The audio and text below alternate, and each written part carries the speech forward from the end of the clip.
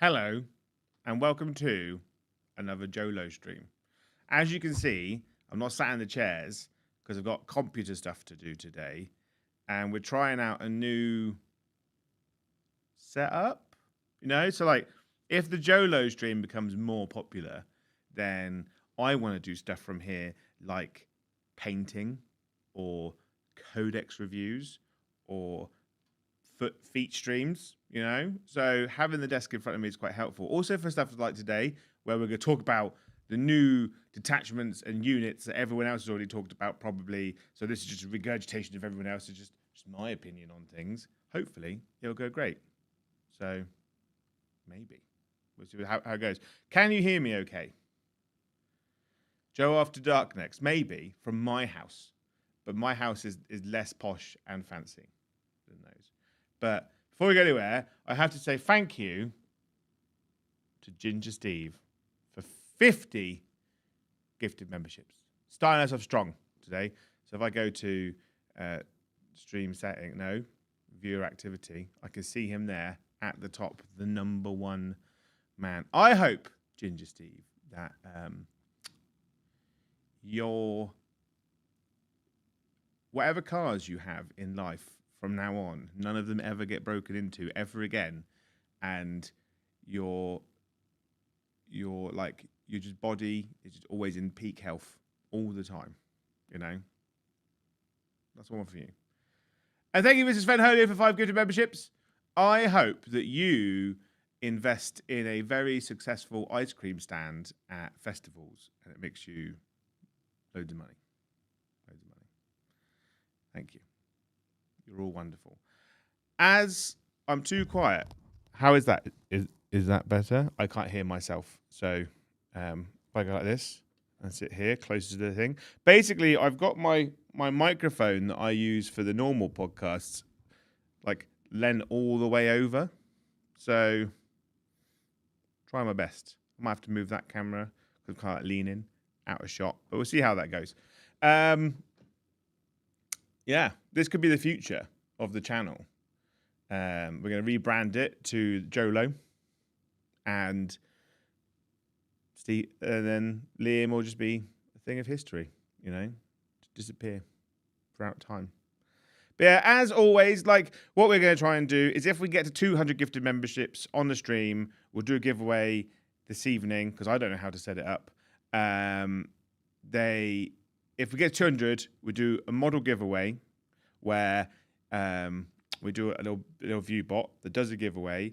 That person then contacts me, and then they choose a model that's a single model that's £40 or less, and I'll build it and paint it and then send it to you. Or if you don't want me to paint it, we can just send you the model of your choice. So it's up to you. So the other day, someone chose new Nemensa, blah, blah, blah, blah, blah, blah, blah, the Necron Man. And then yesterday, I had an email from a lovely gentleman who won, and he wants me to do a Horticulus Slimux. Slimux, the Demon Snail Man. So I'm excited about because I've never painted him before. So that'd be very, very cool. And Ginger Steve says, are they feet on a gorilla? Is it a foot if it's got a thumb and can hold things? It's not a thumb, it's just a very big, large toe that I've got. They're not thumbs. So technically, just a normal, slightly abhuman man. That's all I am. Yeah. So we're thankfully we're at 55. So we're like just over a quarter of the way to go. So Liam set up this. We'll talk about this stuff and things. Thank you, Deeks, for 5 good memberships. I hope, Deeks, that your next client, without making it sound too sexual, your next client books you, pays, cancels, lets you keep the money. It's even better, right? So fancy this. If I press this button, nothing happens. Oh, if I press this button, there we go. Right, we're there. So you can see the Games Workshop website, which is not helpful to you because I need to go to Warhammer Community. We're going to go here. Can you see that? Is that a thing that you can all see right now? So we go to downloads, we go to Warhammer 40k. Thank you, Stick Monkey, for 5 gifted memberships. I hope that whenever you need something in your kitchen, it's always clean and directly in front of you. Wherever it just materializes right next to you, just like bam, clean wok, clean potato masher, whatever. I don't know what you're making in the wok and a potato masher. Maybe like some kind of weird Chinese bubble and squeak, but maybe you've invented it. But yeah, hopefully that's my wish. Magical kitchen utensils. Boom. Right, here. Go. So, right, where are we? We'll start with the important one. Faction Pack Chaos Space Marines. Right. And then I can go zoom, zoom, zoom. Like that. And we'll go down to the people. I don't know if you can see the mouse. Yeah, well, let's pretend that you can. We'll go down to page 8. Woo. And hopefully, if you're reading this, you're not just... What's this? Remind me later. Go away. Huron's Marauders, the new detachment, the new of things. Callum Prickett, thank you for 5 gifted memberships. Hang on, I've got to come back to here now. So you can see me. I can't... The problem is I keep moving the thing across, so I can't see what you can see. And it's a bit of a nightmare. There we go. Thank you, Callum. I hope that...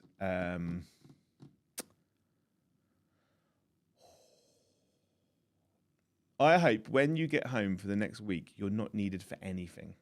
You can literally walk in, take your stuff off, get in your pajamas or like tracky bottoms, and then just sit in front of the TV, watch TV, play games, have food and drink brought to you completely undisturbed for a whole week. It's my dream for you. And thank you, Ginger Steve, for saying, I've seen the film of Joe taking over, Planet of the Apes for the win. I mean, I'll take that. Just take over the world. Just a Joe-shaped world. I want to be like Genghis Khan, where I change the DNA of an entire continent. Watch out. And then... thank you, Kazarian. He says, favorite car and why is it suddenly red Corsair? I'm going to be honest with you. I don't like the red Corsairs as like a narrative solely because, and you won't enjoy it, but you realize solely because they're not friends of Abaddon. Right, they're just beneath Abaddon. Abaddon is better than the Red Corsairs. He is the king, and they are just the servanty dweebs that work underneath him, you know? And it's not the Black Legion. The Black Legion is the best legion. Anyway, right, back here. We are going to talk about the Red Corsairs detachment because there is a world where they are the best detachments. So we'll go from there. So, tyrannical motivation. I've got two...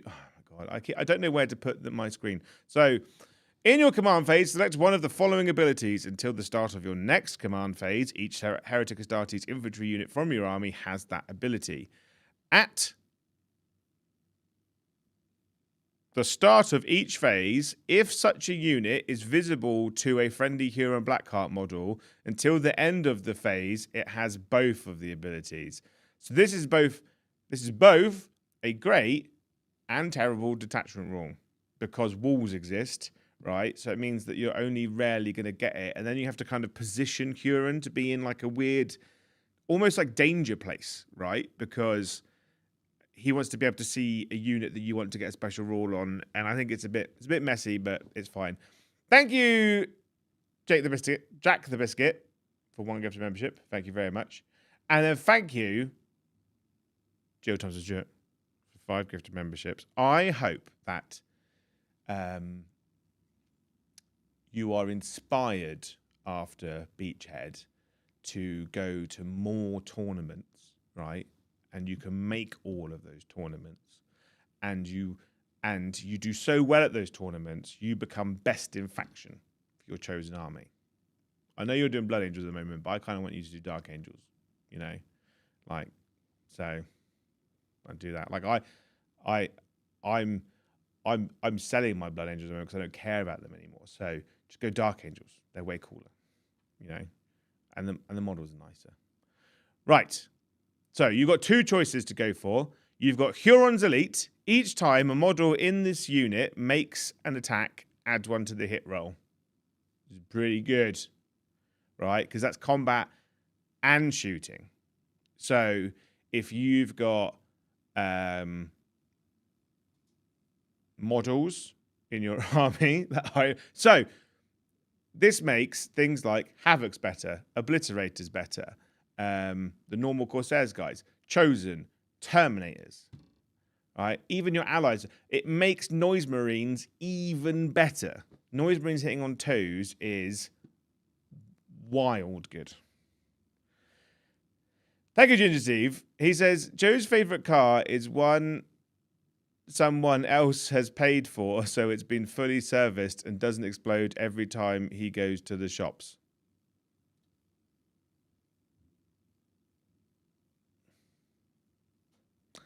So the car I bought did explode, correct. And I've been for a series of hire cars that the man has given me until my car is fixed. And now he's come back to me and said that the head gasket's blown. And then he was like, but it's fine. I've got like a Ford Cougar that you can have instead. I was like, that's fine. I'll take that. It's quite good, Nick. And then he messaged me yesterday, because Liam's had a day, but I've also had a day yesterday, where he messaged me and he was like, oh, we found out that the body's like warped. So do you want to keep the car that you're borrowing at the moment? And I was like, no. So I'm getting a full refund and he's paying me back all the insurance money I've paid on all these fucking hire cars. So I'm just going to start again. Start the search again. But he can't pay me back till next week. So I'm keeping the hire car until next week. And then I'm starting again. You know? Fresh car life. Honest to God. It's just been Dramaville after Dramaville. I've spent so much money on like temporary car insurance. Honest to God. And what's funny, right, is when I met the guy, he was really nice. He was really honest about stuff. He was working really hard to make sure that I had the best car I did have, despite the fact that it broke down within 24 hours. I said to him, oh, it's been really nice to work with such a good, kind of honest, second-hand car salesman, because they're all like they've got a bit of a bad reputation for being really dodgy. You know, I fell for the con. So, what a life. So, next week, new car search starts again. But it's also why I'm selling my army, because it pays for the car. I would buy the Tegan, but it's considerably more money than I have. If you want to do me a deal on it, I'll talk to you after the show. I've gone there. Right. So, the other half of the rule, because we are talking about Corsairs, not Corsairs. I went for the Focus, but I did get a coup. It doesn't matter. Right. Mobile Marauders. Until this unit is eligible to shoot and declare a charge in a turn in which it fell back. So that's just an incredible rule, because if you're charging in, fighting, doing anything, the ability to fall back and charge is wild. Being able to fall back, shoot and charge is incredible. Like, it's so good. And both of these rules are really, really good. If you need to get both, having Huron be able to see them is a pain in the bum. So you have to be quite selective about... there we go. Ginger Steve says, if we get to 200 gifted memberships, he'll do me a special deal on his Tigran, and I'll give away a free model. The dream, right? Thank you, Evan Tamonello, for one. You know, that gets us to 77. So 123 members, free model, I get a better car. Life, right? Anyway, fall back, shoot, charge, +1 to hit. We'll get there anyway. You know, this is great. This is like learning and hearing about the desperate measures of the impoverished Joe. Okay. Enhancements. Voice of the Tyrant. Heretic Astartes model only, excluding damned models, which is cultists. The Bearer's unit has both abilities from the Tyrannical Motivation Detachment rule. Great. Immediately great. So being able to fall back, shoot, charge, and have +1 to hit. So you can put this on a character that's in a unit of Chosen, but they can already fall back and shoot, charge. This would be really good on a Terminator, to give Terminators fallback, shoot, charge. You could put it into the new Corsairs guys. If you put like the new captain in the unit or a Master of Executions, because you can have him and another one in the same unit. You can like double up on enhancements. It'd be really, really cool. I think that's just a very good one.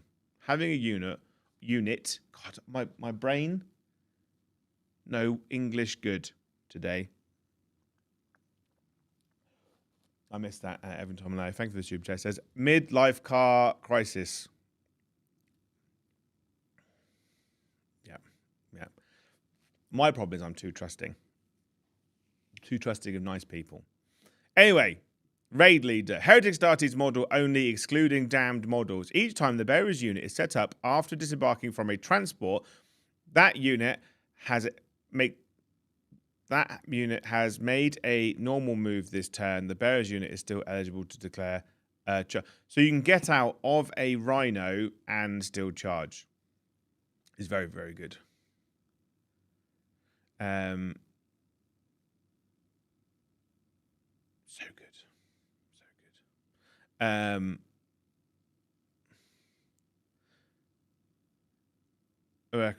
I don't, Benja. I don't think it does, because the wording specifically on the army rule is Heretic Astartes infantry. So if you gave that rule to a demon prince, he can't do it. Also, I think demon princes are damned.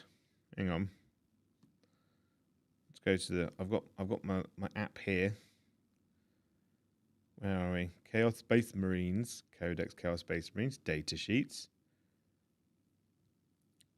Let's go to the D.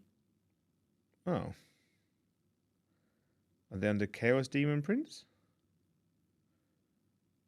Is it under Heretic Astartes Demon Prince? Okay. Keywords. Demon. Not damn. So you can give it to him, but I don't think he does get it. Dread Reputation. Heretic Astartes. Model only, excluding damn models. Each time the bearer's unit is set up on the battlefield, each enemy unit within 6 inches of the bearer's unit, or within 12 inches if the bearer's unit was set up using Deep Strike ability, takes a battle shock test. I'm going to be honest, you're never going to take it. But you might take it for fun. You might take it for lols, right? I think battle shock abilities are so bad. So bad. Like, it never means anything most of the time. Like, that rule might be helpful maybe 1 in 10 games. Once. If that. You're not going to take it. I don't think it's a very good one. Thank you, Roller Bane, for KFC lunch. Thank you. I'll let Liam know, and then he can order it. I feel like a bucket today of chicken that soothes all worries and pains. So, thank you.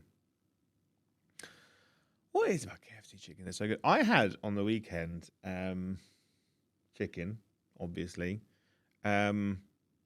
but the other people chicken, what are they called? Slim chickens. My God, that's good. They're tender. It was so good. It's some of the best chicken I've had in ages.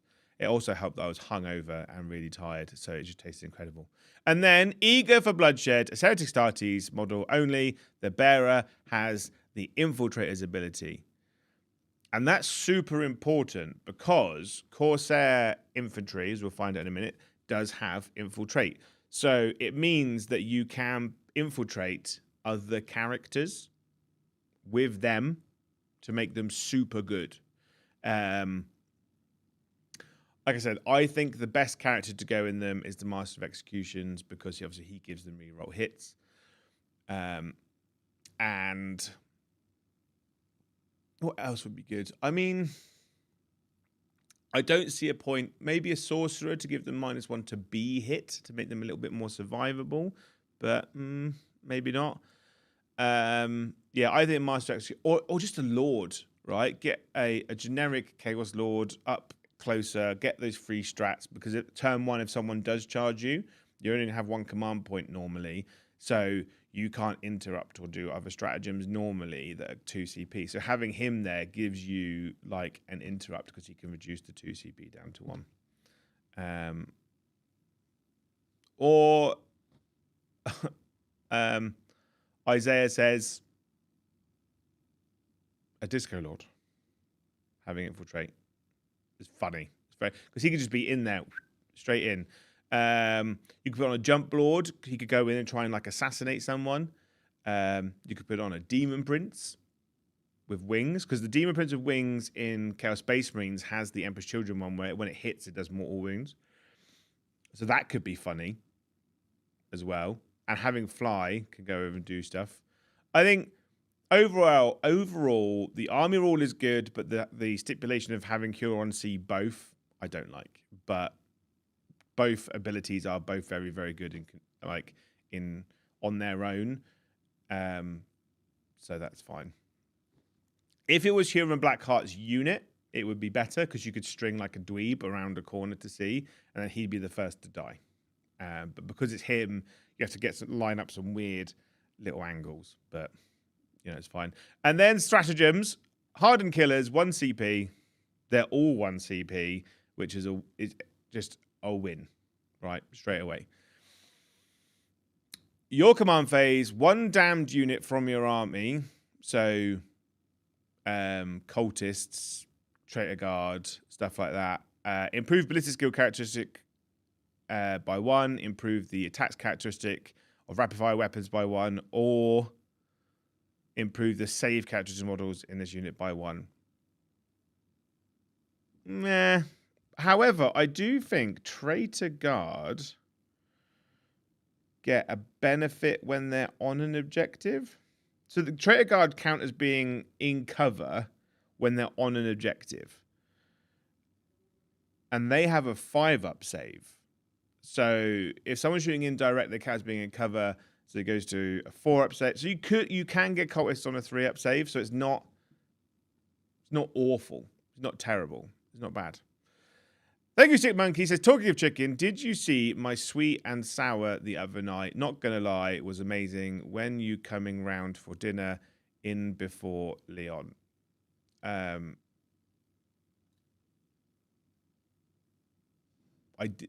did see it. Did the sweet and sour have pineapple in it? That's the most important thing because I love pineapple. No, I'll come around. Well, you live in Wales, don't you? In my head, you live in Cardiff. Or you live in London, but you're from Cardiff. I can't remember. Like I said, my brain no make words good. Think much day. Okay, so let me know. I've got family in Wales, but not in London. So we can make it work. At the Tyrant's command, your movement phase, 1 Astartes unit excluding monsters and vehicles from army. Until the end of the turn, your unit is eligible to shoot and declare a charge in a turn in which it advanced. So advance and charge strat, amazing. I think for rapid ingress units like Warp Talons, so good. Also Warp Talons hitting on 2s. Very, very good. Raptors hitting on 2s. Being able to rapid ingress, advance and charge from somewhere, slip in the back door, super good. I think it's like that. Having a 1 CP advance and charge strat in any detachment is like a near auto win a lot of the time. Seize the prize. Your movement phase just after Heretic Astartes unit excluding monsters or vehicles from your army have been selected to advance. Do not make an advance roll for your unit. Instead, until the end of the phase, add 6 inches to the move characters and models in your unit. So though, if you've got 2 CP, auto advance 6, so jump units going 18 inches and then charging. There's no world where those 2 stratagems aren't helpful. Okay. Thank you, Rosanero, for 20 gifted memberships. Thinking coffee. Oh, thank you, Rosanero. The Jolo streams, I think, are going to continue. Because then, I think, like, when Liam's not here, they're way more successful. I think, Mr. Rosanero, I hope that you get a 1 week free, fully paid bed and board and travel, trip to Disneyland or Disney World of your choice. America's it's a bit scary at the moment, so you can go there if you want to go to there, because obviously it's super magical and stuff, but you can choose which one you go to, for a week. So well done you. But like I said, if we get to 200, Ginger Steve's going to sort me out with a car for free, I heard, and I'll give away a model that I've built and painted of your choice. Okay? How am I managing with my Joe bladder? I cry. Or I just go where I am. I've got one of those, are they Stadium Buddy? Just one of those. Helps me go. Reaver's Flurry. 1 command point. Your fight phase. 1 has started unit from your army that made a charge move this turn. Until the end of the phase, add 1 to the attacks characteristic of melee weapons equipped by models in your unit. Oh, it's so good.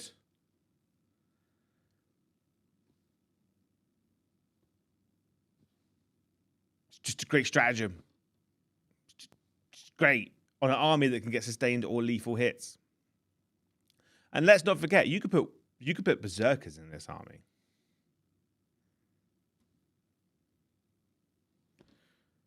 Warp Talons are still incredible. Raptors are incredible. Chosen are really good in this one. The Raiders are good. It's just good.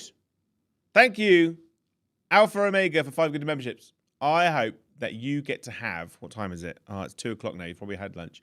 I hope for dinner tonight, you are bought the takeaway of your choice. They're quite pricey, right? From anywhere. And it turns up to your house at the same temperature like it's just been cooked at. It's maintained temperature all the way through. And that includes starter, dinner, and pudding, and a drink. The world is your oyster. Blackfire Prod says, a unit of Warp Talons putting out 50 attacks, hitting on 2s with sustained hits. So good. To the favoured, the spoils. Your unit's shooting phase, just after an enemy unit has shot 1 out of Astartes unit from your army that lost 1 or more wounds as a result of those attacks. Your unit can make a surge move. To do so, roll a d6, model your unit, move a number of it. It's like a baby blood surge. It's only d6. I think it's only worthwhile if an enemy unit is within 2 inches of you. Because the d6 plus 2 is the best one, obviously, because it's minimum 3, maximum 8, because maths. But I think if there's an enemy unit within 2, I think you'd use it. Within 3, it's a gamble. Anything more than 2, so 2 is fine, so 3 onwards. Anything after that is a gamble and a risk you got to take. Okay, because you can't re-roll it. So yeah, it's fun. I think it will catch people out, but don't go crazy with it. This is not the one where you use power. This is the one where you get +1 to hit or fallback shoot charge. And then Encircling Surge. At the end of your opponent's fight phase, 1 Heritage Astartes unit, excluding monsters vehicles, from your army that is within 6 inches of 1 or more battlefield edges and not within engagement range of 1 or more enemy units, you may put them into... The problem is there's so many stratagems where you just remove a model from the table. I'd do that. I prefer that. This one is super situational. super situational. But luckily, it's only within, not wholly within. So if you're thinking about it, you can play and just have like one model, just like toe in that 6 inches. Like, it's fine. It's fine. I think like the redeploy strats are only good on units that have deep strike, in my opinion, because you can come back anywhere. Whereas, like, if you're just a normal man with feet and legs and no wings or jump pack, you've got to walk back on again, which has its limitations. But because it's at the end of your opponent's turn, you can assess the table and be like, oh, I can slip in over there in my turn. So, like, it has its uses. I think it's good, but it's not great. Good, but not great. Yeah, but I think for a new Chaos Detachment, I think it's really, really good. The stipulations on Huron being able to see you to get both is like super situational. Yeah, it's good. Right, we've done that one. Next one. Renegade Warband. This is, I think, probably my favorite. But also it has a problem as well. So, Renegade Warband. So you're basically generic Space Marines in a situation. You lose dark packs, but you get assault on everything, which is good, right, for advancing and shooting. At the start of your command phase, select one unit from your opponent's army until the start of your next command phase. That enemy unit is your vendetta target. Each time a Heretic Astartes model from your army, excluding damned cultists, makes an attack that targets your vendetta target, you can reroll the hit roll. Oh, for a moment. That's never not good. Rerolling everything. Losing sustained hits or lethal hits and the potential of losing mortal wounds, I can live with. Like we talked about on Tuesday, like the less models in your unit, the less helpful and more negative Dark Pacts is to you as an army. I hate it as a rule, and I want it to go. I prefer it if Dark Pacts was just take a leadership test, and you get, if you fail, something happens. But if you pass, you pick lethal or sustained. You should, like, if you fail, you just don't get the rule, right? And that's it. And it's a leadership test, not a battle shock test. Take a leadership test. If you pass, you get lethal sustained. If you fail, you don't get it. Nothing bad happens. And then just move on. Okay? So you get assault instead of that, which is great. And the detachment rule, which is based. So this is basically a new army rule. And then this is the detachment rule. And the detachment rule is oath.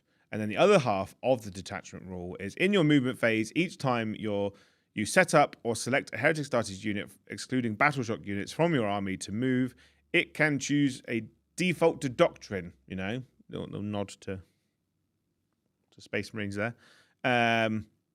If it does, it must first take a battle shock test, then select one of the followings. The problem with this is you have to take so you can just battle shock yourself, and that's bad.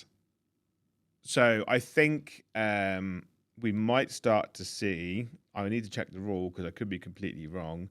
I think Dark Apostles allow you to unbattle shock a unit. Abilities. Once per battle, at the start of any phase, you can select one Heretic Astartes unit that is battle shocked, and within 12 inches of this unit's Dark Apostle model, and it's no longer battle shocked. So I think you might start to see Dark Apostles appear more often if you run this detachment, but they're not bad because they give you +1 to wound. So you've basically just got oath. Not bad. Until the end of the turn, this unit is eligible to shoot and declare a charge in a turn in which it fell back. Super good. Although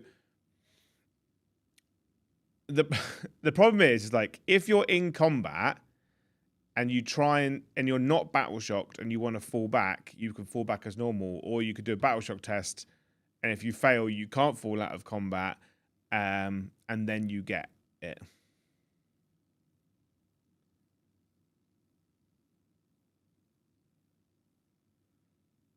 So if you fail the battle shock test, you still get it, But if you're already in combat, you're going to have to roll to lose models. And until the end of the turn, this unit is eligible to declare a charge in a turn in which it advanced. So advance and charge on a battle shock test is fine, especially if you're not heading towards stuff that needs to go on objectives. Thank you, Vlad von Karstein, for 5 gifted memberships. I hope that you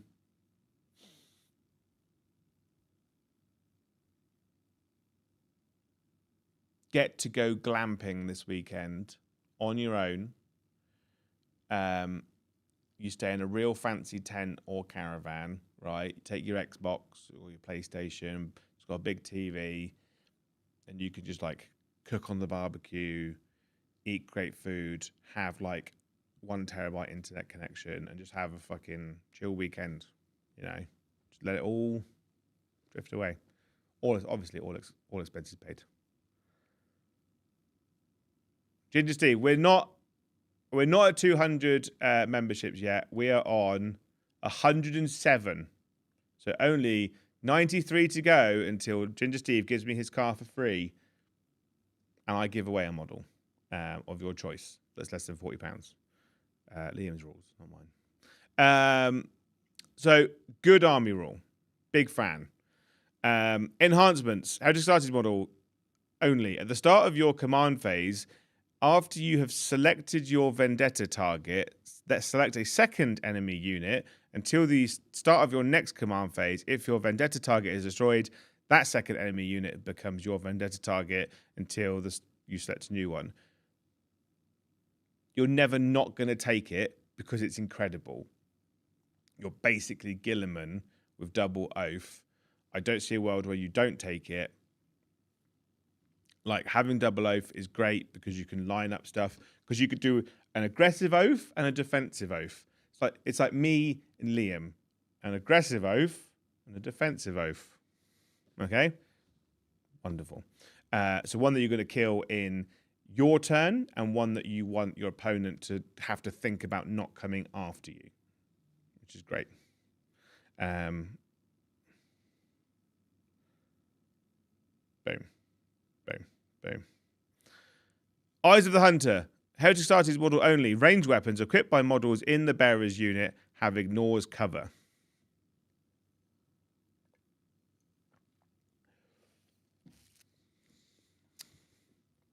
Havocs. If you go all heavy bolters, you could put like a tech marine in the unit,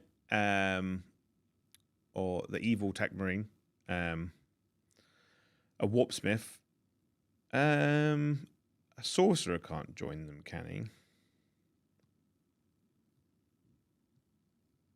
he? Where are you? I've got all this stuff in front of me on my phone. Where is it? Sorcerer, leader, no. Yeah, I think maybe a Terminator Lord to make your bolt guns ignore cover, but you've got dev wounds, so because you're only going to take the dev wound guns. I don't know where that's helpful, because Chaos Space Marine shooting units are not great outside of tanks, and you can't have a character in Noise Marines which ignore cover anyway. Havocs. Yeah, I mean, it's an okay. If you're like an Iron Warriors player and you're taking Havocs, you take a Warpsmith and bang them in, you get ignores cover, and then they become Noise Marines at that point, but more expensive with a character in. But the character's not terrible in combat. Oh, it's a hard choice. But rerolling all hits with heavy bolters. There's a world where that's fun. In fact, the world exists now, and that is fun. But I don't think there's a world where it's a competitive choice, but I think it is a fun choice, and it's worth exploring. Fratricidal is the word. Trophies. God, reading with Joe. Heritage Starty's Terminator model only. In a turn in which the bearer's unit chose to default to Doctrine, until the end of the turn, each time more than that unit makes an attack, you can re-roll the hit roll. This is an enhancement because the Terminator's special ability is when it dark packs, it re-rolls all hits. So now, if you want that rule, you have to spend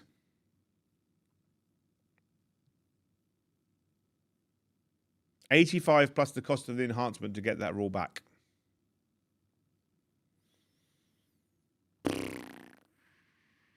I don't know if it's worth it. I don't think Chaos Terminators are good. I loved Chaos Terminators. They're my favorite Chaos unit in the world. I love them with all my heart. But basically, let's assume it's 15 points. We'll have a look in a little bit. If it's 15 points, that's a 100-point investment to give Terminators the rule they already have but lost access to.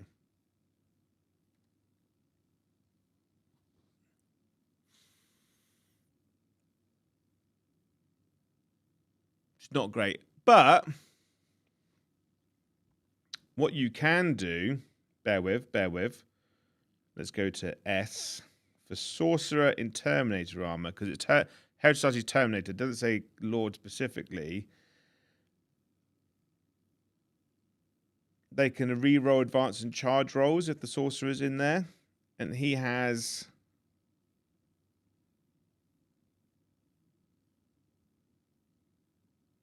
okay shooting. It's not terrible shooting, to be fair.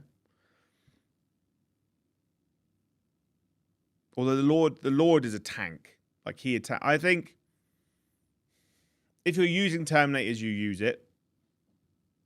I would consider the Sorcerer Lord. I would consider him. I think he's not terrible. But 100-point investment to give the unit the rules is a bit terrible. I think what I would prefer to have seen is like a caveat to the detachment rule that just puts in Terminators.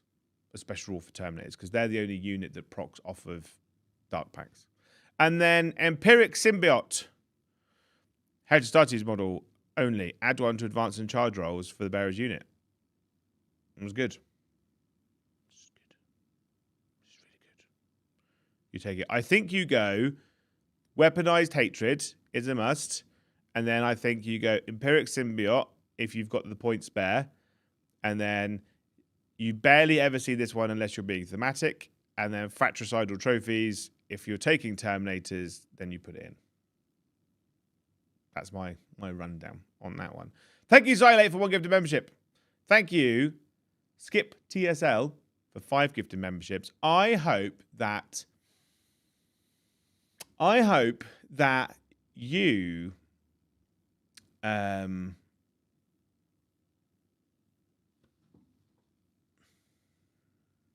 learn to sing really well, and you build a career slowly by going to like local pubs and talent competitions, and you're picked up by a record label, and then you become super famous. You got to put in the hard work. All right, I'm not just giving you super famous straight away. You got to put the work in, and then you get it. So says, I love that Joe will say, I love that unit, but it's horrible instead of you trying to spin it. Like, I think I love the unit and I will keep running Terminators, but it's not a good unit. I take them because I like them, but they're not good. Like, if I was taking the army seriously, I want to go to tournaments, I probably won't take them. But if I'm just playing on the channel, I'm playing with friends, Terminator's always in. I'll probably run a unit of Terminators tonight. No doubt. Thank you, Jack the Biscuit, for 5 gifted memberships. I hope that you become a hobby hero and everyone loves and adores you. The detachments for the detachment stratagems for this one, all 1 command point. Good soup, like to see. Your shooting phase or fight phase, 1 Heritage Society's unit from your army that has been selected to shoot or fight. Select either lethal or sustained hits ability. Until the end of the phase, weapons equipped by models in a unit have that ability. So for 1 command point, you can have dark packs, but with none of the downsides. It just costs you 1 command point, or 0 if you have a Lord. I think that's also good because, like, if you're taking a big unit that's re-rolling all hits, I think what that's really good on is that narrative heavy bolter unit that ignores cover because it has sustained hits. So you give it lethal hits, and that's lethal and sustained re-rolling all hits. It's not bad.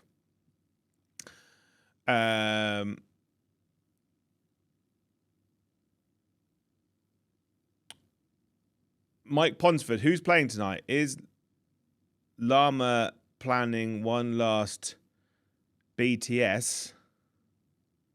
Oh, behind the scenes. I don't know if you do behind the scenes. Tonight, it's me versus Tom again. Tom's running new orcs. We'll talk about the detachment in a minute. I can give you my opinions on it, but I don't know anything about orcs. And I'm running new Chaos Space Marines. He'd used my Chaos Space Marines, didn't put them away, broke a model. We're not friends now. I'm taking it out on him tonight. So I'm running new Red Corsairs. He's running new orcs. I think Luce is on decks. And then Liam, Liam says he's busy, but I can't see what he's doing. I imagine he's just sat in a chair pointing at stuff and getting people to do it. And he's drinking coffee. That's like Liam's managing technique. Right, Vengeful Destruction. This will be me tonight, right? Your shooting phase or fight phase, one Heterostates infantry unit, excluding damned, or Heterostates mounted unit. What really bugs me is they keep putting this word in to Heretic Astartes, stratagems, and detachments. It's just salt in the wound, like, because we haven't got Chaos Bikes yet, but mounted does include the Disco Lord, and he is very good. Until the end of the phase, select each time your unit makes an attack that targets your Vendetta target, add one to the wound roll. It's great. It's just +1 to wound versus the oath target. There's nothing not good about that. It's great. Undying Hatred. Fight phase, just after an enemy unit has selected its targets. One Heterostates unit from your army that was selected as the target of one of those attacks. Until the end of the phase, each time a model in your unit is destroyed, if that model has not fought this phase, roll a d6 on a 4+. Do not remove the destroyed model from play. It can fight the attacking unit. Fight on death on a 4+ for 1 CP. I think it's worthwhile and it is swingy. When I play against World Eaters players, they only roll 4+, so I assume it might have just happened to me, and I'll only roll 4+, and it will be great. If you don't roll 4+, it is poo.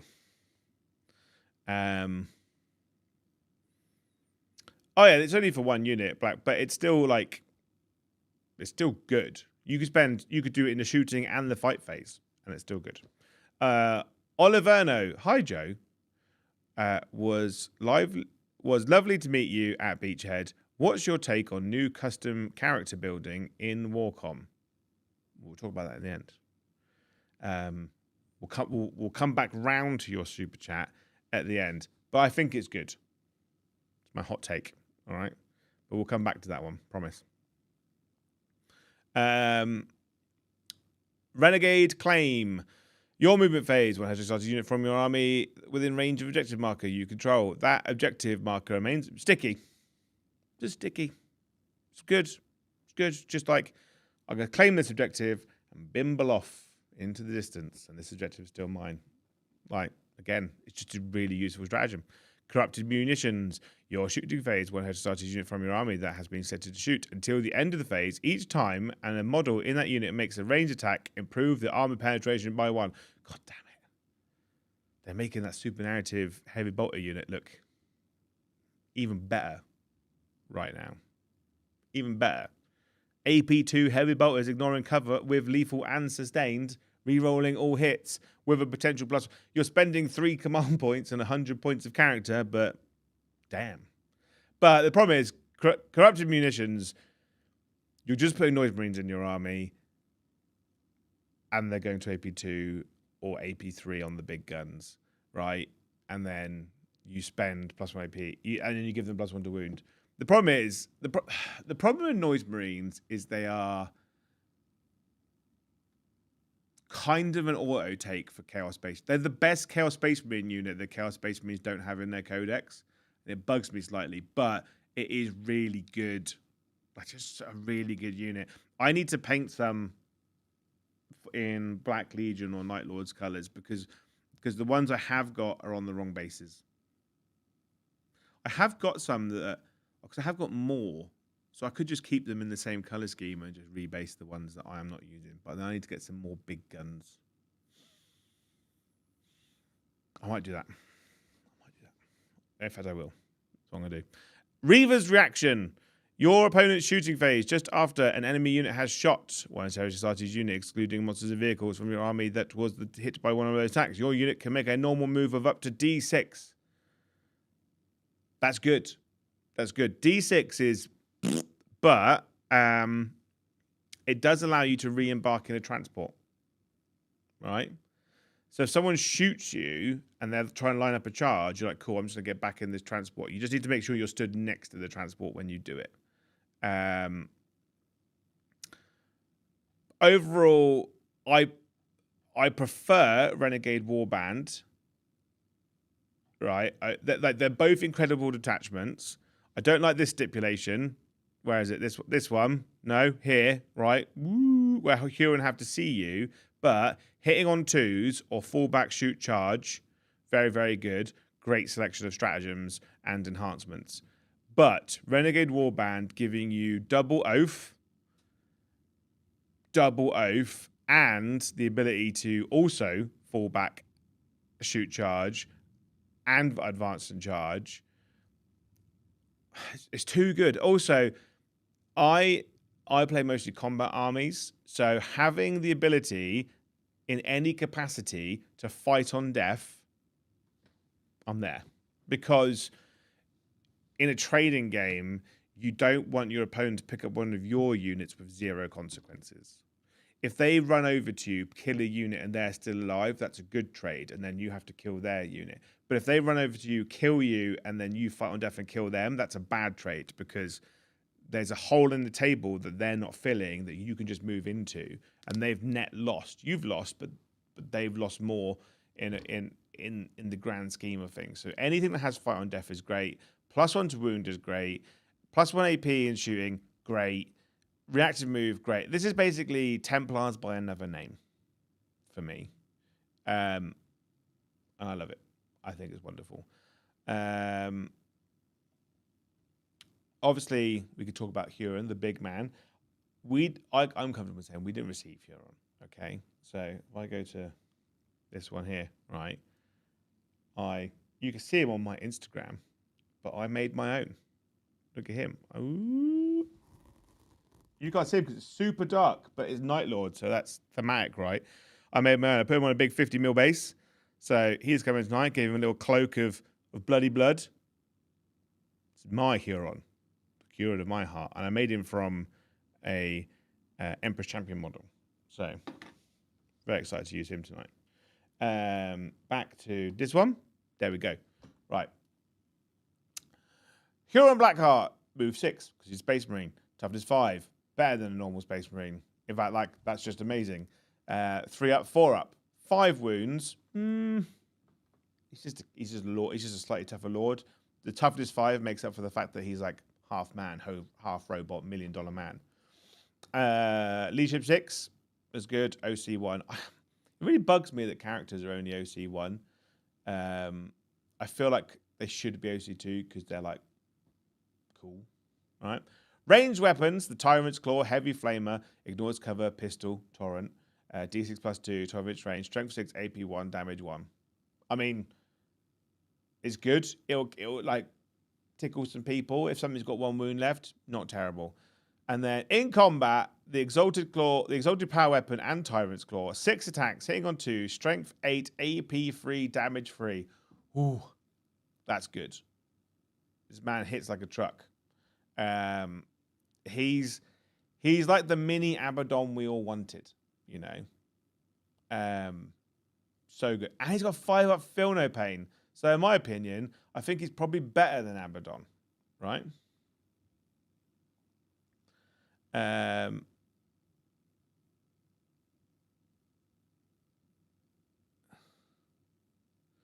You have to do the hand as background move when you show off figs. Go on my Instagram. He's on there now. He's on there now. Go to my Instagram. You know, don't look at who I follow. So, Dark Packs, because get Space Marine, right? While a friendly Heritage Astartes infantry unit, excluding battle shocked units and damned units, are within 6 inches of this model, add 1 to objective control characteristic of models in that unit. So he is OC2. Because he gives it to himself, right? And everyone he's with. So that's not bad. That's great. Because if it was 2, he could have 3. Right?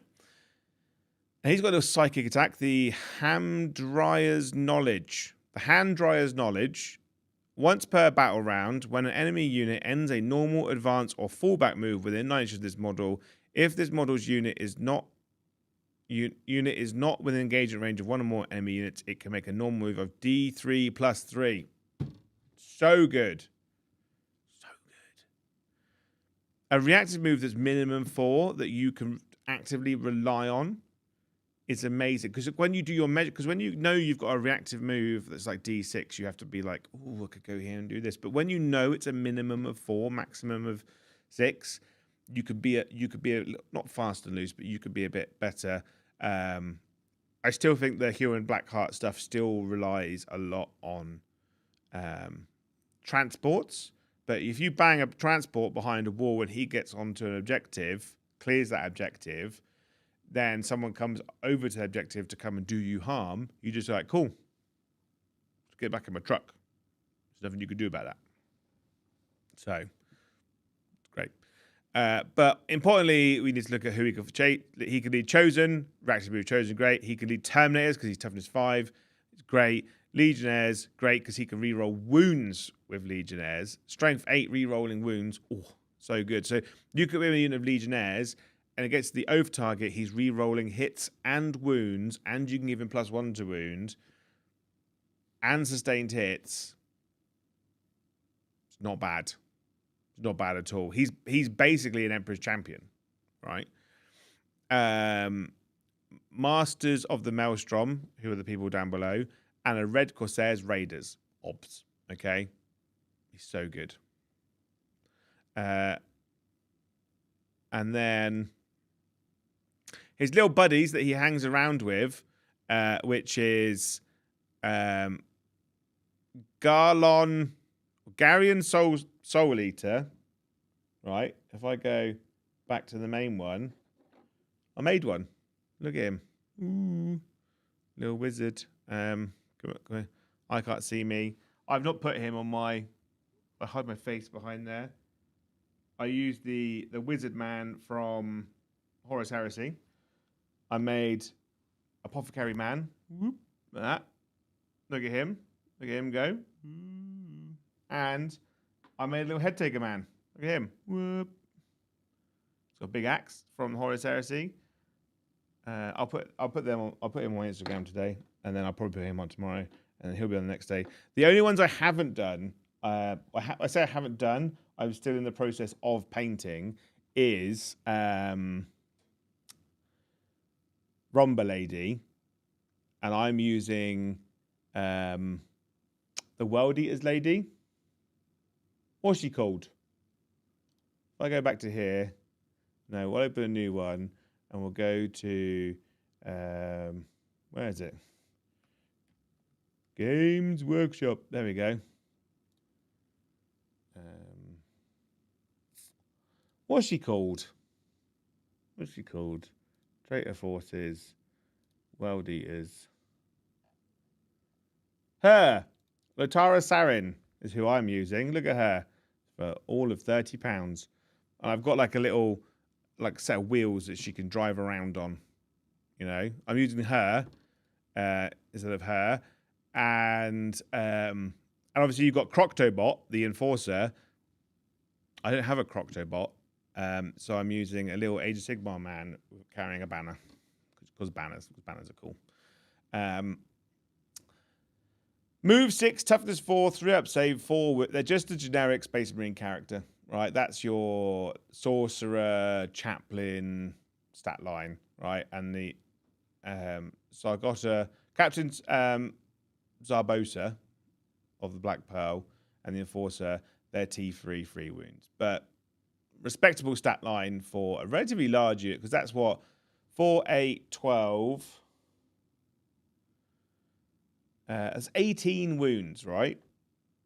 It's not bad. 18 wounds in a little command squad. They the ones that we care about, anti-character 2+ man, head taker, he's good. They're all AP 2, damage 2, apart from the apothecary man.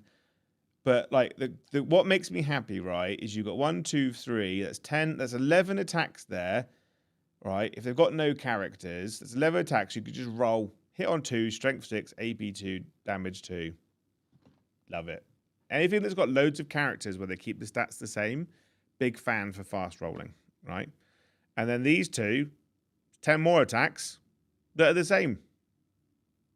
Wonderful. Whoever thought of that? Genius. Choice samples. Whilst this unit's Garyon the Corpse Master, Apothecary Man, is on the battlefield, in your command phase, select one of the following. You can return one destroyed model, excluding character models, to this unit, or if one or more Hexates infantry units from your army are below starting strength within 3 inches of this unit, you can gain 1 CP. This unit is really, really good in Creations of Baal because you can use this ability and the 1 CP strat to bring 2 back to the unit is really good. But also having a consistently reliable CP generation is also really, really good in Chaos Space Marines because their CP generation is poopy. After both players have deployed their armies, if this unit is on the battlefield or any transport it is embarked within is on the battlefield, select up to 3 head starter units from your army and redeploy them. So those units can strategic reserves regardless of how many units are in strat reserve. Great. Wonderful. And then plunder. Once per battle, after this unit ends a normal move, you can select one visible enemy unit within 12 inches of it and roll a d6 on a 2+. The enemy unit suffers d3 + 1 mortal wounds. It's a mini grenade. And they have the grenade's keyworked. So you can just run over them and be like, ba-bam, ba-bam, ba-bam, mortal wounds. Or if there's like a character on 2 wounds, you get 2+, dead. It's like a model, 2 wounds left. Bam, dead. Get on my face. You know? Vehicle. Enemy unit. Bam, dead. It's great. It's great. There's no world where this unit's not super helpful, right? And it could join Chosen, Legionnaires, Red Corsairs, Raiders. This unit cannot join an attached unit, and only Huron Blackheart can join a unit that this unit has joined. So basically, this unit can join a unit, and then Huron can join them, but they can't join a unit that's already been joined by another character. But they can join a unit that Huron's not in. So they could join a unit, and Huron could join another one. It's a bit meh, but it's basically the Titus unit, right? Okay. Red course. Oh, hang on, we've got a super chat. That kit bash is dope. Would love to see a video of you making bases, Reiner. I've done some pre-recorded stuff. I need to create some more shorts. With Beachhead last week and trying to get painting done this week. And obviously Leon's busy downstairs. My time has not been great to do more pre-recorded stuff. The problem with pre-recorded stuff is that you pre-record it and then you have to edit it, and that takes time. So if the Jolo streams are successful, it might develop it into a moment where I do tutorials on here, and then later on I can like cut them down, or I can find one of you guys and be like, edit it for me, cut it down to a short, bang it on the internet, ba-boom.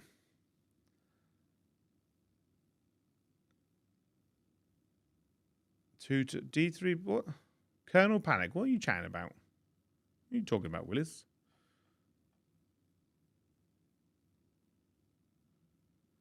Oh, you're talking about the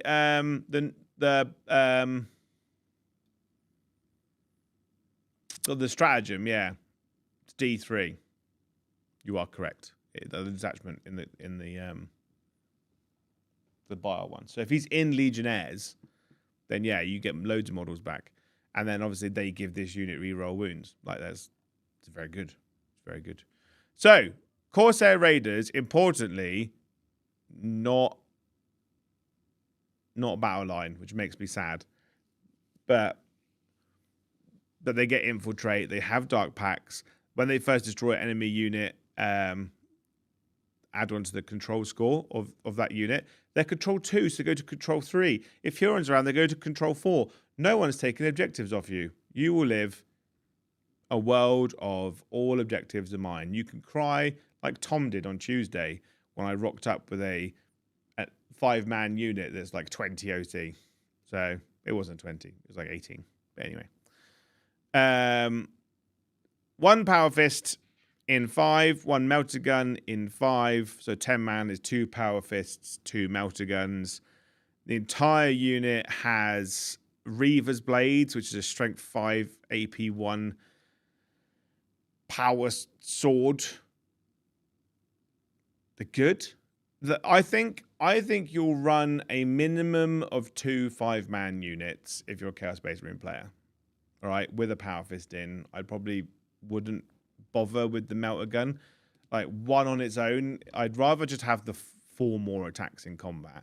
But there is a world where you need that Melter Gun to just kill something. But dealer's choice, right? Personal preference. But I think mine will all be combat. Which is really 3 wounds, great. Obviously, we talked about this before, so you know my opinions. I think it's really, really good. In the attachments up, I think they are strong. I think they're good. And then Red Corsairs Reeve Captain. Let's check the wording. Each time this model's unit ends a charge move until the end of the turn, add 1 to the strength characteristic of melee weapons equipped by this model and improve the armor penetration characteristics of those weapons by 1. Me and Tom misread this because of that each time this model's unit ends a charge. We assumed it was the whole unit. We both misread it. And if he tells you otherwise, he's a liar. He does give you reroll charges if you're...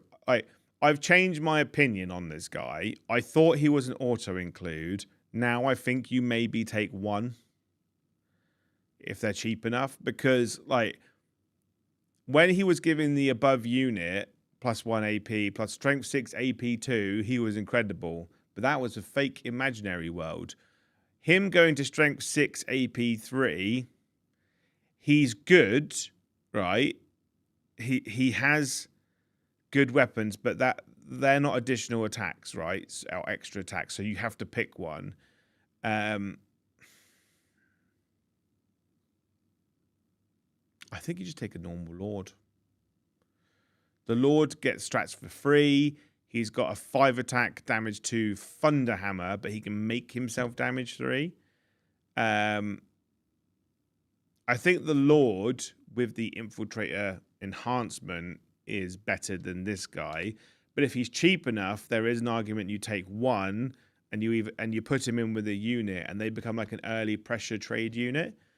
Or you just run him on his own and he just just YOLOs in, tries to kill something. If he doesn't, he dies. But yeah, I think you take 1 and you just have fun with him, right? Thank you, Ginger Steve. It says, Joe only lives once, which is true for everyone, unless you're Robocop. That should be what you tell yourself to cut down the monster and get to the gym. I like to think I'm indestructible still. I don't go to the gym. I go swimming because of my hernia, my jonia. I need to do low impact, so I'm doing a lot of swimming. I'm never going to go at Monster. I don't really drink. I don't do drugs, I don't like spicy food. Like sugar-free Monster is all I have to live for now, I don't really drink much coffee. I only drinking coffee now because I left my Monster in the car. Just saying.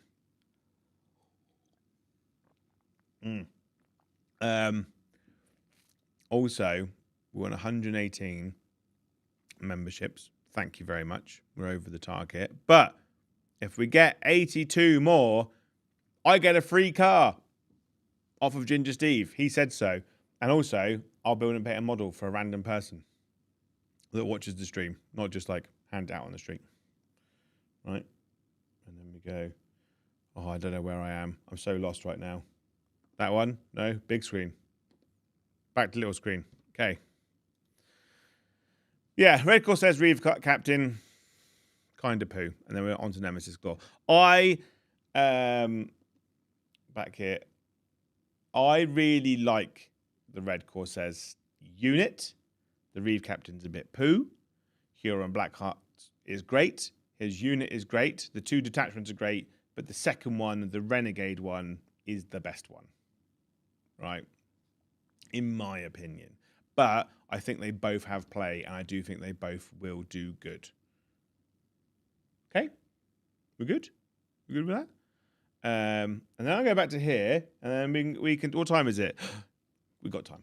We're going to talk about Eldari, right? We're going to talk about the Eldritch Raiders, the Corsair Coterie, and then a bunch of... we'll do it the other way that we did it before, because I feel like we need to talk about the units first, and then we can go back and reference the units in the detachment. Maybe, right? Prince Uriel, hang on. Zoom. Right? He's got 2 pistols, just he's like it's like in the film Wanted, where he's curving bullets around walls.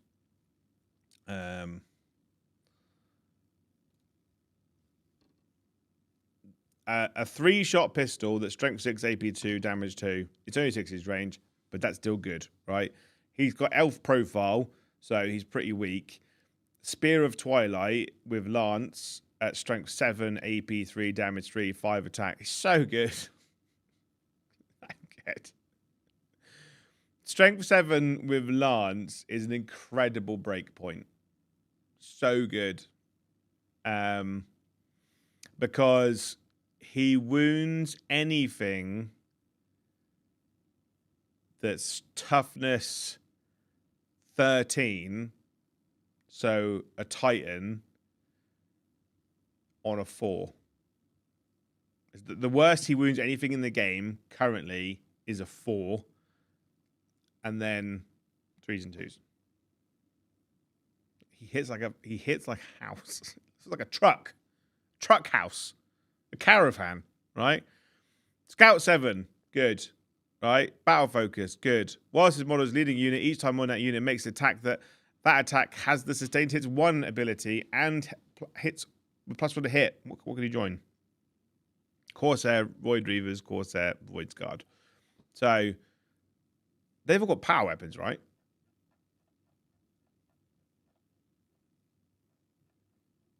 Oh, they're not even bloody here. They're in the book. I think they've all got power weapons. So sustained hits on power weapons, much good, big wow. Okay.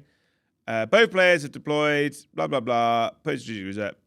He can remove stuff from the table at the start of the game. He's basically he's like Huriel. Hurion. Huriel is both of them together. Word, brain, good, bad, right? He's really good. He's good. For an elf, he's really good. All right. No, good. Karseth. Elf stats, but 4 wounds. Dread of the Deep Void. Anti-infantry 2+, blast, hazardous, ignores cover, psychic. So got a D... Right, okay, so it's a D6 shot +2 gun. It hits on 3, strength 3, AP 2, 1 damage, with infantry 2+. If it was dev, I'd say it was great. Because it's not dev, it's it's a solid meh. However, anti-infantry 2+ is a great equalizer when you run into custodes and stuff, because you're putting them on their invuln. He could comfortably kill a custodes a turn. Mega Knob, Chosen, stuff like that. Combat, Waystaff, no AP because it's just a stick, right?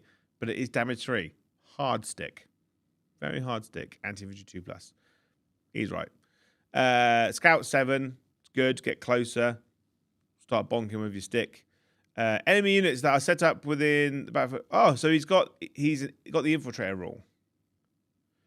Annoyingly, it's model, not unit, but he can have a little bubble, like a 24. Think of it as that's like a 24-inch circle around him that your opponent can't enter, which is good, especially with scouts. Or you could just bang him on your home objective, and no one's coming to your home objective. In your shooting phase, after this model's unit has shot, select one enemy unit that was hit by one of my attacks made this model's Dread of the Deep Void. Until the end of the turn, that unit is riven. Oh, so riven today. Each time an Eldari model from your army makes an attack that targets a riven unit, add 1 to the strength characteristic of the attack. When's that to the end of the shooting phase, right? In your that's good. It's good. +1 strength is good. It's good. I think it's solid choice. Definitely take. Can only join the Corsairs.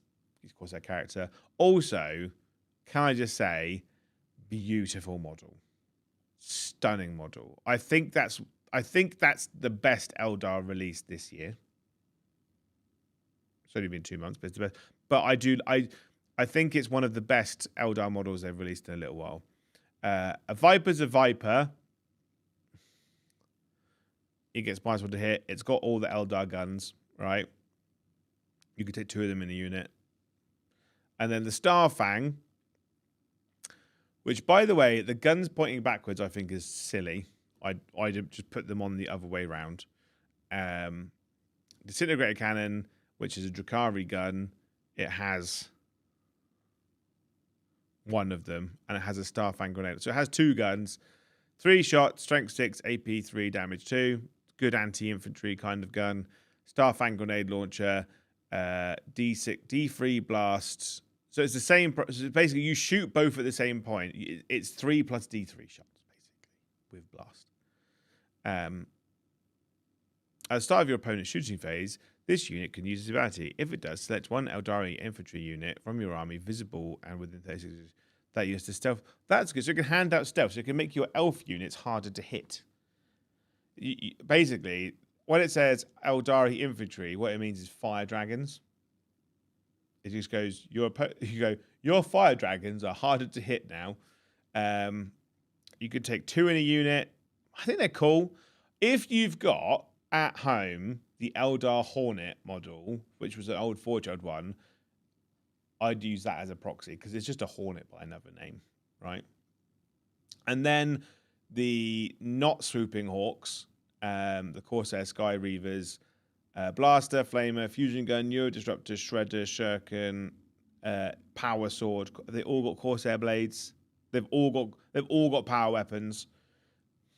Good. To be fair, Eldar are missing an efficient combat unit, right?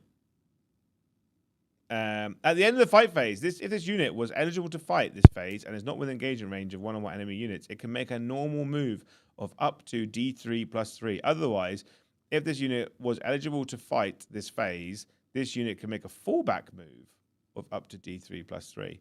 Oh, that's good. Are there any I don't remember any of the Eldar attachments off the top of my head, but have they got one where you could leave the battlefield at the end of your opponent's phase? Because this is a really good unit, like Warp Talons, that can like run in, fight something, leave combat, and then just pop off into the sky. I like them a lot. I think they're really nice models as well. They've got strong Drakari vibes. I feel like Drakari are Can you?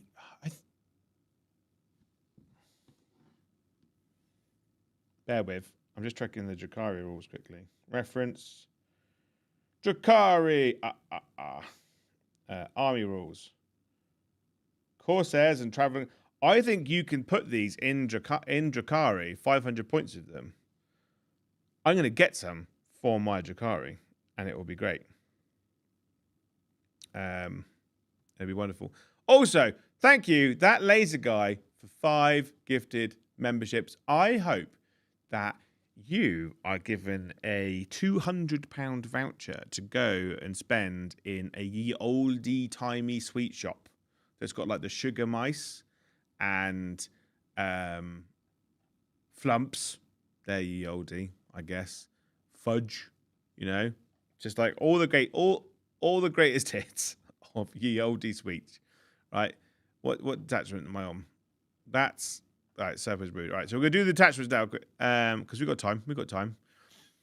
Uriel's own Eldari units in your army are eligible to declare a charge in a turn in which they advanced. In addition, each time an Anthrath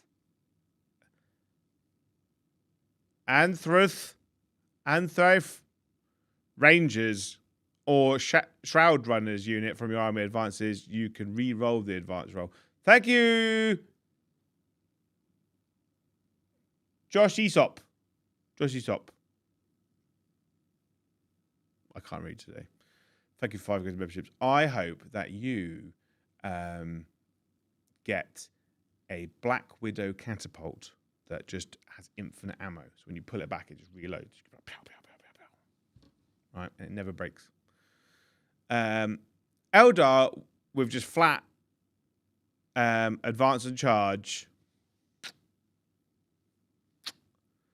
The dream of 30 Banshees is alive.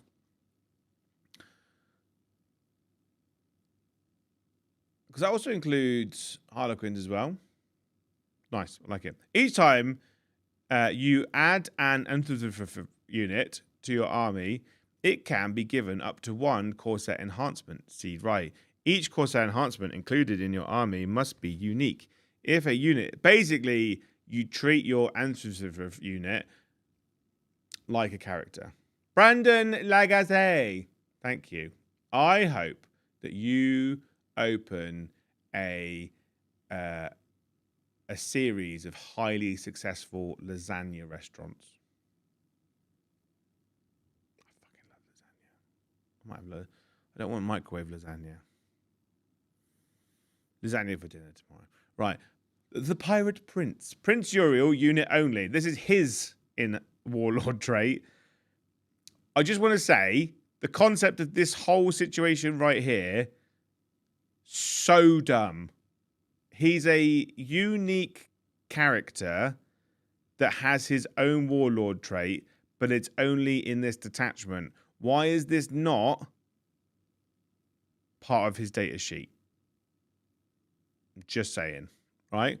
Prince Uriel unit only. Each time you spend a battle focus token to enable this unit to perform an agile maneuver, roll a d6 on a 3+, you gain 1 battle focus token. I mean, you're going to take it, but it's dumb. Like, that should just be part of his rule, right? Alacrious Assault. Unit, all right? Melee weapons equipped by models in this unit have the Lance ability. Done. Taken. Sold. All right? Anrathi. Anrififif. All right? Just has a spare H in there in case of emergency. Anrath? Anwraith? Anrathi? Either way, that unit gets Lance. Much excite. I mean, that on the new jump guys, really good. Really good.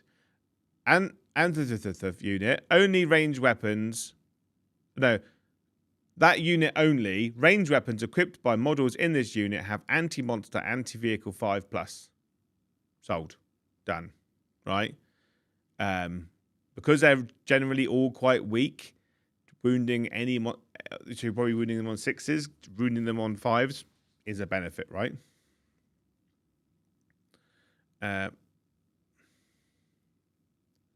Then adrenal infusions, and for unit only. This unit can perform the fade back agile maneuver without spending a battle focus token to do so. It could do so even if other units have done so in the same phase. And doing so does not prevent other units from performing the same. Sold. Done. Auto take. You know, especially in an army that's super fragile that wants to be moving all the time, right? So you're just going to take it. The Raiders spoils, or 1 CP, good.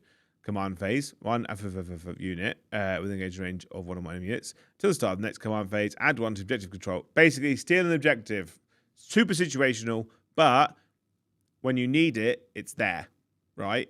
All right, you could say that about a lot of shit stratagems, but like this one's super helpful when they're like, oh, you can get like a potato in the pocket for 1 CP. You're like, I'm not gonna take that, obviously. I don't want a potato in my pocket. But +1 CP when your opponent like last minute jumps on the objective to take it off you for like the final round, and you're like, bam, I get more OC than you, winning, right? Ruthless Killers, your shooting phase or fight phase. 1 Corsair Void Guard unit from your army that has not been set to shoot or fight this phase until the end of the phase. Each time a model in the unit makes the attack, add 1 to the damage count. That's really good. +1. That's really good. Hang on. What was the keyword? Hang on. Bear with. Come back. Avoid one. Void Guard. Damage 2 power swords. I don't know why I'm scrolling down. I know they're not bloody there, but they got Void Guard. No. Back up. But they're strength 4, right? AP 2, damage 1. So you can... Oh, I've lost myself now. I'm lost. There we are. So you can give them Lance, damage 2, advance and charge. Sold. The man from Del Monte, he says yes. All right. I might be doing a Corsairs army now, right? Uriel's example, fight phase. That. So. Right. That would also include characters that have joined Void's Guard. So Prince Uri going to just flat 4 damage. Gross. Absolutely gross. Fight phase. Just after an enemy unit has selected its targets. 1 Aldari infantry unit from your army, excluding Wraith Construct units, that was selected target attack. 5 at Fiona Pain. Banging. God,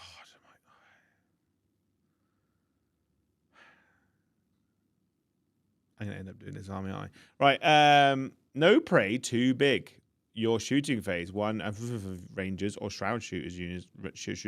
Shroud units. All right. The streamer formerly known as Shroud.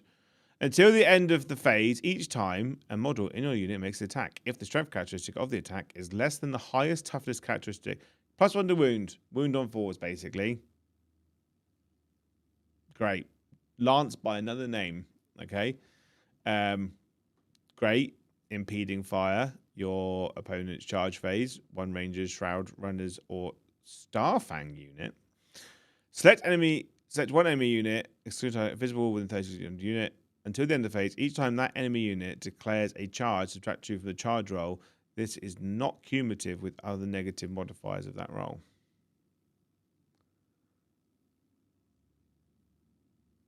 That's good. That's good, right? Because if someone's lining up like a 10-inch charge, you go, like, if say they're like over 10, but you go, cool, 12-inch charge now. Have fun with that. Like, I think that would be super helpful. Like, when you don't want to get charged because you're a toughness 3 elf with 1 wound, and you go, nah, bruv. It's good. Withdraw and reinforce. End of your opponent's fight phase. 1 of unit from. Is it leave the table? Remove your opponent from the room. Remove your unit from the battlefield and place it in strategic reserves. If that unit is below starting strength, return all destroyed models.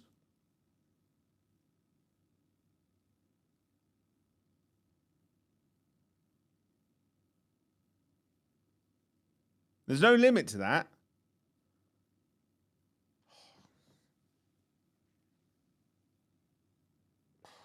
I'm doing a Corsairs army. I'm done. I'm done. If you're coming this weekend and you feel like buying Eldar Corsair models for me, I won't stop you. if you want to go and buy a Blood Angels army off eBay so I could buy a Corsair army, I won't stop you. All right? Damn. Okay. I was supposed to be doing Drakari, and now...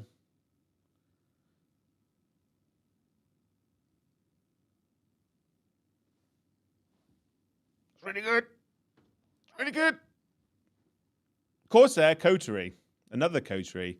Is it just as bad as the other one? While an objective marker is under your control, each time an enemy unit ends a normal advance, fallback, or charge move within range of that objective marker, roll 1d6 on a 2+, that enemy units of a T3 just run over and just explode.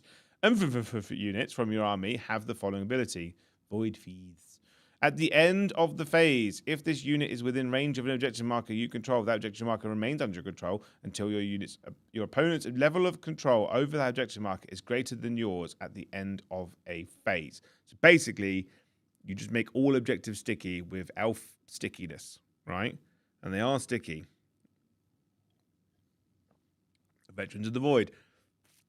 So in addition to being sticky and exploding, each time you add an Antifa unit from your army, it can be... Basically, it's the enhancements one, right?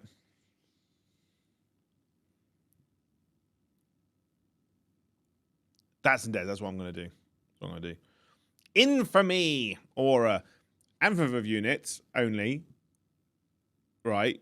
Which is funny because this bit here says that you can only give it to them. This is just redundant wording. While an enemy unit is within 3 inches of this unit, subtract 1 from the objective control characteristic of models in that unit to a minimum of 1. That's good. I like that. I like that a lot. Webway Pathstone. And for unit only. Models in your unit have the Deep Strike ability. Good. In addition, once per battle, at the end of your opponent's turn, if this unit is not within engagement, RP Downing. I like it. Done. Sold. And for character unit only. At the character unit... Oh, so you can only put it on Uriel or Wizard Man. Although, have I got the rules for the Void Guard on here? Search. Void. Not VOD. Void.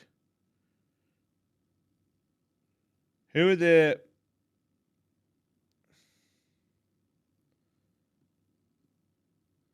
Keywords.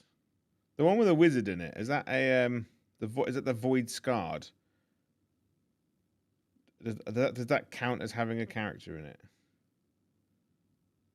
No, it doesn't count as a character. The one that's got the wizard in it.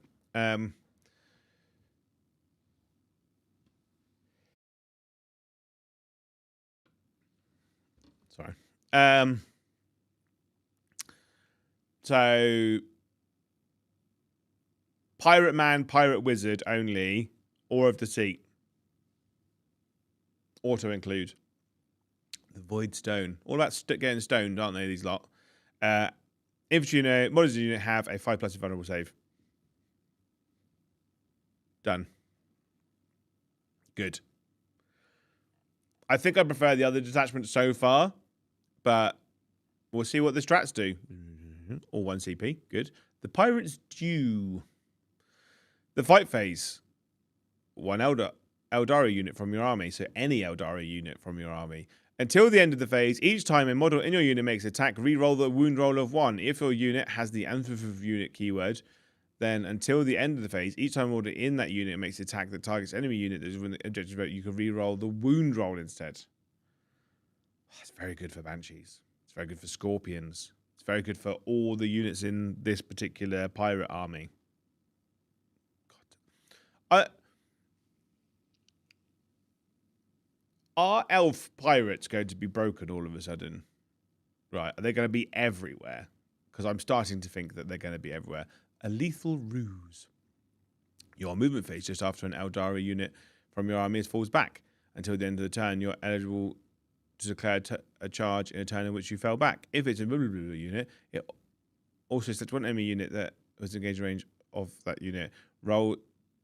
You throw a grenade at them. And basically, it's fall back and charge. But if you're blah, blah, blah, blah, you throw a grenade at them on the way out. It's great. Great. She's great. Okay? It's great. Outcast Ambush, your shooting phase. 1 Rangers or Shroud Runners unit from your army that is not within a blah, blah, blah. There's not been set to shoot this turn until you have Ignore, Cover, and Rapid Fire 1 abilities. And until the end of the phase, improve for 1 CP. Ignore Cover, +1 AP, and an extra shot. I suppose it's only sniper rifles, though, right? Although Shroud Runners can all take shuriken cannons, or did I make that up?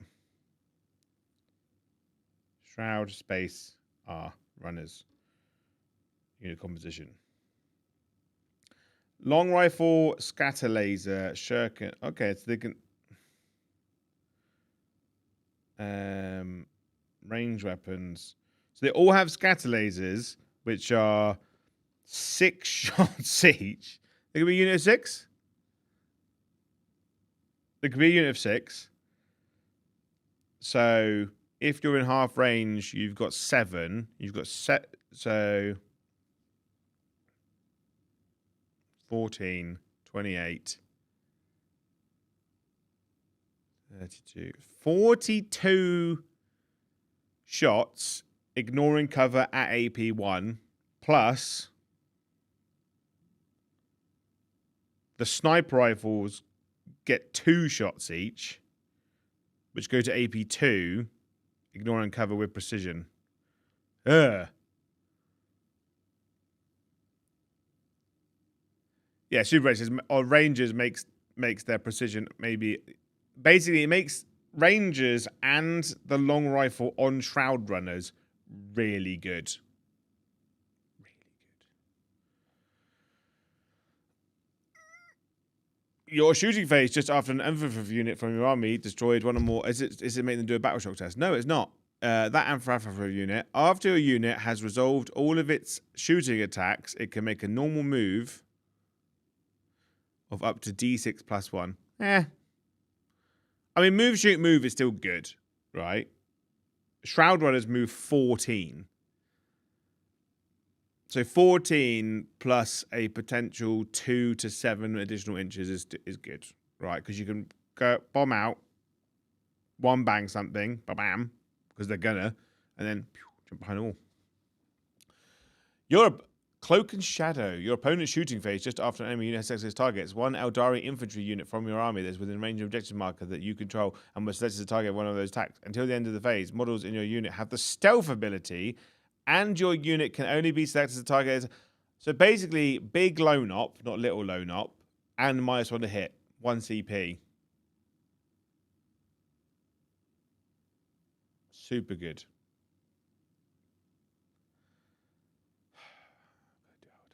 Go downstairs after the stream, tell Liam I'm doing Eldar now. Okay? I'm the Eldar man. Vengeful Sorrow. Your opponent's shooting phase just after an enemy unit has shot 1 Eldar infantry unit from your army. If 1 or more of those models in the unit were destroyed as a result of the attacks, and if the Eldari unit is neither battle shocked nor within engagement range of 1 or more enemy units, your unit can make a surge move. To do so, roll a d6 and add 1 to the roll. Models in your...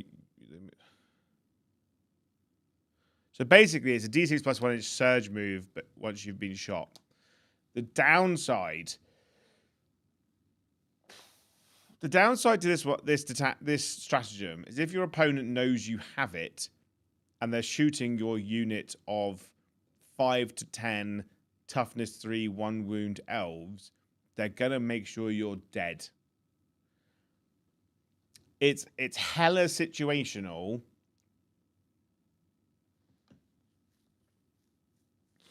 I mean, if you spike, it's good. If you spike on your saves and then go into them, it's really good. But I think most people will be like, a grenade, because it's a counter shooting attack. I've killed 3 to 4 of you, and then I'll shoot you. You're all dead. Or you'll be like, here, have two banshees. I mean, it's good. Good. I like it, right? I like it, right? It's good. I'm not going to do the other detachments because I just seen what the time is. But I did say, close you, close you, close you, Warcom, make character. Where's character one? I said I'd talk about it. Custom character rules. So yeah, before I do this, we'll do a quick little roundup. Come with me. I want us to lean back and look cool and sophisticated. The Red Corsairs detachments are great. The one that gives you Oath is the best. I will probably run that tonight as vengeance to Tom for slighting me and breaking an arm off my model. Just overreaction. He's going to run new orcs so we can talk. He can talk about orcs with some level of authority tonight. And I'm also going to start a Void Guard army because their detachments are great. And, you know, and we all like to run broken rules. So, and I've got some already. I haven't got the new stuff, but I've got a couple units of Void Guard. So now I'm just going to get more. To be the king of the pirates. Because I've got Drakari, and I'll get a pirate hat and a pirate coat. You know, I tell you what, if we reach 200 tonight, I'll force Liam, because he's the one with the money, to buy me a pirate outfit. And that's not a Joe lie. It's not like a fake Joe thing. I like to say, I'll do it. Pirate outfit. Done. Sold. Or if we get to 200 now, right? Because we could stack the stuff. We're at 133 members now, all right? So all that tells me is that the Jolo stream is vastly more successful and popular than the Liam and Joe show. So what I know now is that you don't like Liam, okay? I need to change the channel name to Jolo or Jolo and Friends, e.g. Paddy Tom. Brackets Liam. And then, but yeah, if we get to 200, we'll do the giveaway of me painting a model for you. Ginger Steve said he's going to give me his car and pirate outfit. You know, the giving of the free model or painted model by me is any stream that hits 200. We could do that tonight, but, you know, pirate outfit. I'd like to hit 200. Free car. Reiner, thank you for on-gifted membership. Kiss. That's one step closer to Ginger Steve's car. What was I doing? This is what I was doing, wasn't it? Yeah. Boom. The Warhammer community team put the Maelstrom's custom character rules to the test.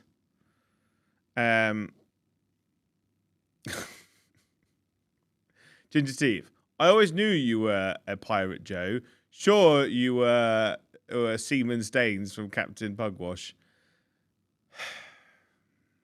When you're right, you're right.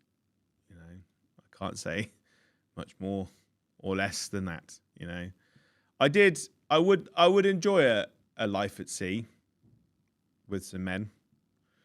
Luke Piewalker, thank you for 5 gifted memberships. I hope that you get to be Captain Pugwash in a live film of Captain Pugwash. And then you catch the eye of all the celebrities and you find like a new celebrity love interest of your choice, you know. Not like in a slave way, but, you know. Warhammer and creative minds go together like bolt pistols and chainswords. And if you're anything like us, you're always coming up with new ideas for who your leaders and sergeants are when they do something particularly cool on the tabletop. Like on Tuesday, a Havoc sergeant didn't get killed, didn't get sacrificed for Dark Packs. So he's a Warpsmith now, you know. So imagine your enthusiasm when the Crucible of Champions book came along with full custom character rules. We had a quick play with them, and we talked about how they were... got beard hair that's trying to like crawl its way into my brain through my nose. Jesus. Casuals, we had a, oh my God, word. We had a quick play with them when we talk about how they work yesterday. But the need to convert our own champions were irresistible. Here's what we came up with. All right. Graham. That's Graham, isn't it? Graeme. I want it to be Graham, but I also want it to be Greem. My name is Greem. I collect Necrons. Smelly Necrons. He wanted to do a Necron army. I eagerly checked what I could add to my Undying Legion, and the idea of a noble who's fallen to the Flayed Curse immediately grabbed me, much like the character from the Fall of Orpheus book from Forge World about 12, 15 years ago. It would be 7th edition. 6th or 7th edition of Fall of Orpheus. But that had a Flayed One character in it, and he was cool. Helped by the fact that I recently read Nate Crowley's The Twice Dead King novels, which prominently feature Flayed Ones. I've not read those books. I don't really vibe with Necron books at all.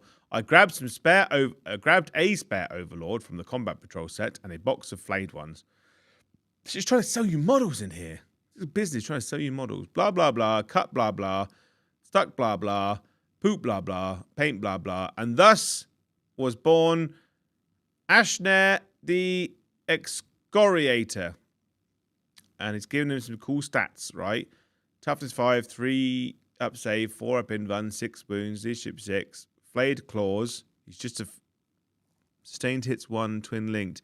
He's giving him a terrible combat profile. -1 damage though.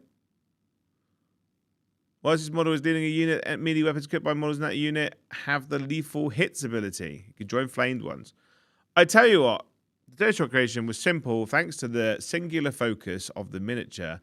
They're a dynastic conqueror with the Flayed One specialism, Flayed Claws, blah, blah, blah. Right? Rob made a Pathfinder man. A Chasnel archetype. Sub-commander, Sharp Spear. Right? And he's giving him a rail rifle. Stamel 3. Combat. Blah, blah, blah. And this guy made a Commissar, man, tank commander, and a Sentinel. That's like a scouty Phobos tech man. And that is a Necron Lord on a Triarch Stalker. Our Deathwing Terminator Assault Squad Terminator man. But with a pelt. Right? That looks like a lion. Young. Zachariah, champion of the Deathwing. He's got a good close combat stats. Devastating wounds, sustained hits 1. He made that spicy. Once per turn, when this unit is able to shoot or fight, it can use its ability. If it does, until the end of the phase, each time this model makes an attack, you can reroll the wound roll. He got a bit technical with this guy. Good lord. In terms of... So...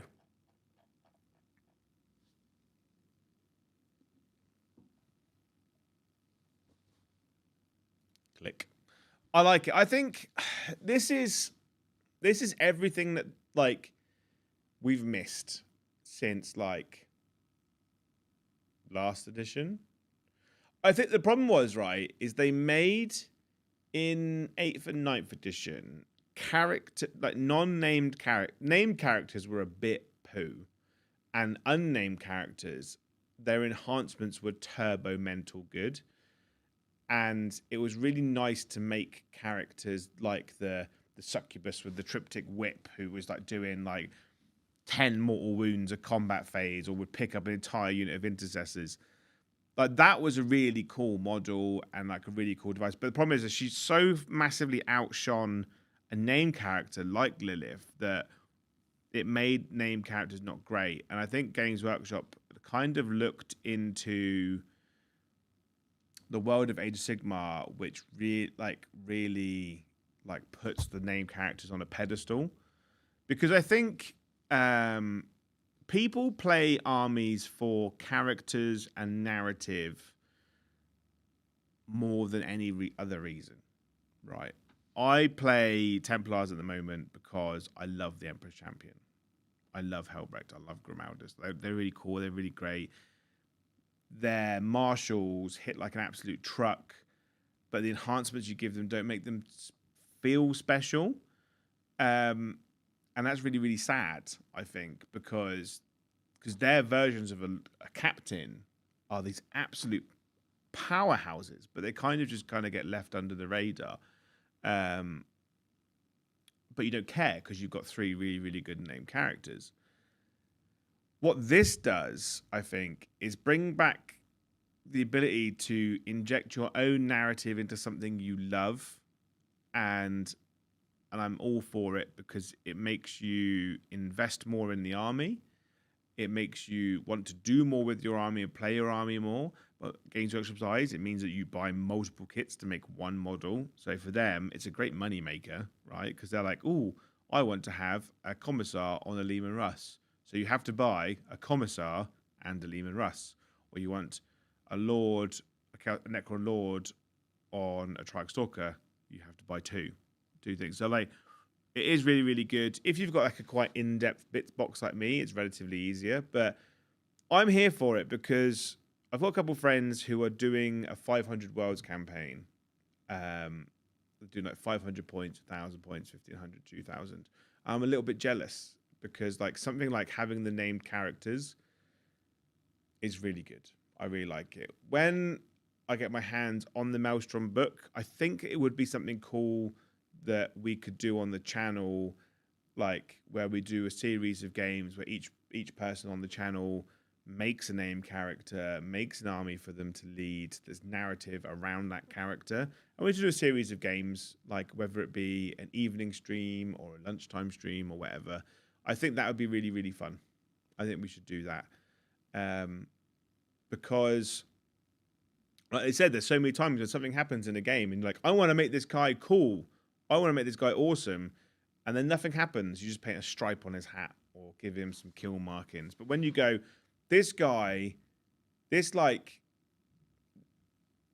company hero champion killed a Primarch or a Demon Prince. Well, I feel like he should become a captain of a company now. And now you can do that. I think that's really, really cool.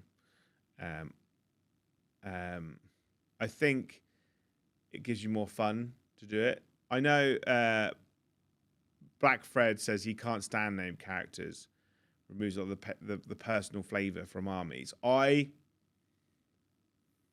respectfully disagree because I love Black Library and I love books. I've got like 150 books in my Audible, and if it wasn't for those named characters that are in the books I listen to, I'd listen to something else. And Abaddon's my favourite Warhammer character, bar none. So I'm always going to try and take him whenever I can.